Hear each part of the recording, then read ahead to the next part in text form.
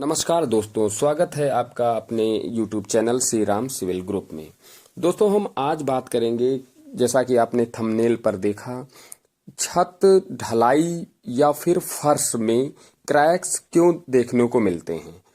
ऐसा क्या गलती हो जाती है मिस्त्री लेबर से जो हमारी जो छत ढलती है उसके दूसरे दिन से ही क्रैक्स देखने को मिलते हैं, या फिर हम जब उसकी फर्श बनवाते हैं सीमेंट घोल करा के उसमें भी क्रैक्स देखने को मिल जाते हैं कुछ दिन के बाद। तो ऐसी कौन सी छोटी छोटी गलतियां हैं जिसके कारण हमारा जो स्लैब होती है, जो फर्श होती है, उसमें क्रैक्स देखने को मिलते हैं। इसमें बहुत सी ऐसी मुख्य बातें हैं जो आप अगर ध्यान नहीं देंगे घर बनवाते समय तो ये क्रैक्स आने दिखने लगते हैं। सबसे पहले अगर हम बात करें कि ये क्रैक्स क्यों आ जाते हैं, कौन सी गलतियां हो जाती हैं,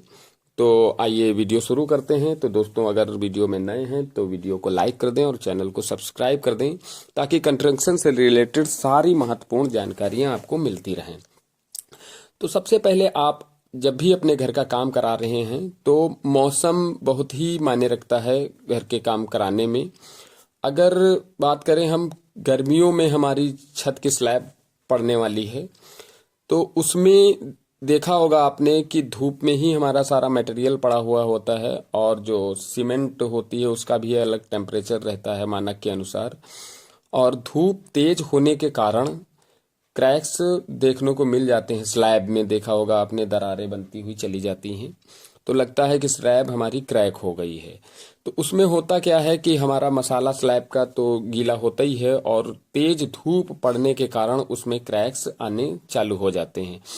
और दूसरी चीज ये है कि जब भी हम अपनी ढलाई करवाते हैं, अगर उसमें वाइब्रेट ठीक से नहीं किया गया है तो उसमें जो स्लैब होती है, बीम होती है, जो एयर हमारी जो उसमें स्लैब की या फिर बीम से निकलती है वो क्रैक्स बना देती है। और अगर इन क्रैक्स को स्लैब की ढलाई में आने से बचाना है तो आप अगर सर्दियों में ढलाई करा रहे हैं तो उसमें तो कोई प्रॉब्लम नहीं है, धूप तेज नहीं होती है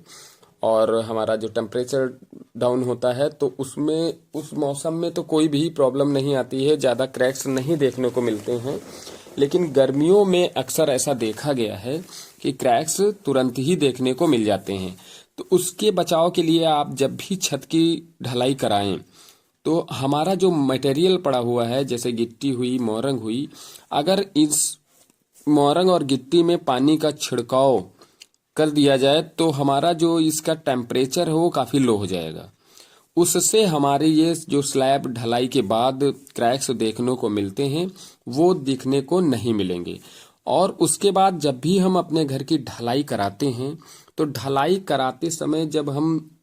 बीम हो या कॉलम हो या फिर छत हो उसमें ठीक तरह से वाइब्रेटर जरूर चलवा दें, क्योंकि वाइब्रेटर चलाने से जो हमारा मसाला जो होता है गिट्टी का, कंक्रीट का, वो ठीक तरह से फिल हो जाता है बीम में, स्लैब में, जिसके कारण जो एयर बबल्स होते हैं वो बाहर की ओर जब स्लैब ढलाई के बाद निकलते हैं तो उससे भी क्रैक्स आ जाते हैं। तो इस तरह से अगर आप स्लैब की ढलाई कराते हैं गर्मियों के मौसम में तो क्रैक्स देखने को नहीं मिलेगा, और अगर सर्दियों में ढलाई करा रहे हैं तो आप जो है उसमें कोई भी प्रॉब्लम नहीं है, सर्दियों में चल जाता है। इसी तरह जब भी हम अपने छत के ऊपर फर्श का घोला मरवाते हैं, फर्श बनवाते हैं, तो ठीक फर्श बनने से पहले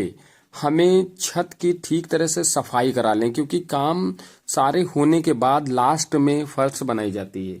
क्योंकि जितना भी हम लेट करते हैं छत ढलाई के बाद फर्श बनाना, उतना ही हमारी जो छत होती है, जो ढलाई होती है, वो बहुत ही मिट्टी उसमें चिपक जाती है, डस्ट चिपक जाती है, जो हमारे फर्श के मसाले में पकड़ नहीं बना पाती। उस वजह से भी क्रैक्स छत में देखने को मिलता है। दूसरी चीज, जब भी हम छत ढलाई कराने से पहले जब फर्श बना रहे होते हैं तो फर्श में 2 दिन क्यारी बनवा के उसमें अगर पानी भर देते हैं तो जो हमारी स्लैब होती है कंक्रीट की ढलाई हुई वो नम पड़ जाती है। नम का मतलब है वो ठीक तरह से उसकी तराई हो जाती है। जब ठीक तरह से उसकी तराई हो जाती है और ठीक से छत की सफाई हो जाती है, जब हम टेरेस पे सबसे ऊपर फर्श बनाने की बात करते हैं, तो जब उसकी ठीक तरह से सफाई हो गई और उसमें 2 दिन पहले हमने उसमें पानी भरा था क्यारी बना के, तो उसके बाद जब हम फर्श उसकी बनाएंगे तो वो जो हमारी जो छत है वो साफ सुथरी मिलेगी और उसमें जो मसाले की पकड़ होती है वो ठीक तरह से आ जाती है, जिससे हमारी फर्श कभी भी क्रैक नहीं होती है। और उसमें एक चीज और ऐड कर दें, जब भी हम फर्श बनाते हैं तो उसमें वाटर प्रूफ का केमिकल जरूर इस्तेमाल करें। और हमारी जो फर्श है वो वाटर लेवल के हिसाब से ही बनानी चाहिए मिस्त्री को, क्योंकि जहां से हमें नाली पाइप देना है वहां पर हम वाटर लेवल कर लें। और जितनी बड़ी फर्श होती है 1000 फीट, 1200 फीट या 500 फीट, जितनी भी बड़ी फर्श बननी हो उसमें हम ठीक तरह से वाटर लेवल कर लें और ढलान के हिसाब से उसकी वाटर लेवल में उसको डाउन या अप कर सकते हैं, वाटर लेवल के हिसाब से कि हमें पानी नाली तक, पाइप तक ले जाना है। उसके बाद हम जब उसमें ठीहे लगा लेते हैं जो वाटर लेवल के होते हैं, जो सूत पकड़ के ठीहे लगाए जाते हैं, उसके बाद हम वाटर प्रूफ का केमिकल घोला में मिलाकर पहले उस छत पर लेपिंग कर देते हैं उसकी। उसके बाद ही हम उसके ऊपर मसाला बना के डालते हैं। और मसाला भी हमारा 4:1 या फिर 5:1 के रेशियो से होना चाहिए। जो साफ सुथरी मोरंग होनी चाहिए, मटेरियल भी जो है हमारा गंदा नहीं होना चाहिए, डस्ट उसमें नहीं होनी चाहिए, साफ सुथरा ही मटेरियल का इस्तेमाल करें। और सीमेंट भी जो है हमें ताजी सीमेंट हो, रखी हुई रोड़ी बनी हुई या फिर देखा होगा बोरी में बड़ी बड़ी जो है वो बन जाती हैं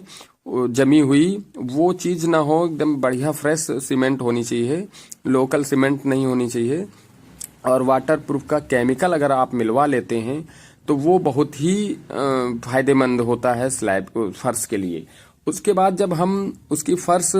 घोला चढ़ाते हैं, जब मसाला पूरा बिछा के फंटी ठीक से मार के जब हम घोला चढ़ाते हैं उसका,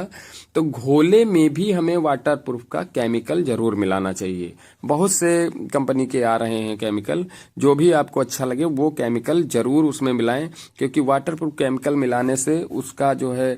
सीलन की समस्या जितनी भी होती है वो कभी नहीं आती है। और जब भी हमारी ये स्लैब बन जाती है उसके ठीक दूसरे दिन आप उसमें ठीक तरह से क्यारी, पास में क्यारी बना दें, जिसमें हर खाने में पानी ठीक तरह से उसमें स्टोर हो सके और कम से कम 10 से 15 दिन उसमें पानी बराबर भरा रहे, उसमें कोई भी कमी ना हो। क्योंकि जितनी अच्छी हमें उसकी तराई मिल जाएगी फर्श की, उतना ही मजबूत हमारी फर्श बनेगी। यानी कि उसमें धूप असर न पड़े, यानी इतना पानी आप भरे रखें उसमें, सुबह और शाम जब भी कम हो फिर भर दें, जिसमें धूप का कोई भी असर हमारी फर्श पर ना पड़े। तो इस तरह से करने से हमारी जो छत है, ढलाई है या फिर जो हम फर्श बनाते हैं घोला मारकर, वो कभी क्रैक नहीं होती है और सालों साल चलती है। और कुछ लोग जो मिस्त्री होते हैं वो जल्दबाजी में सूखा मसाला डाल देते हैं या फिर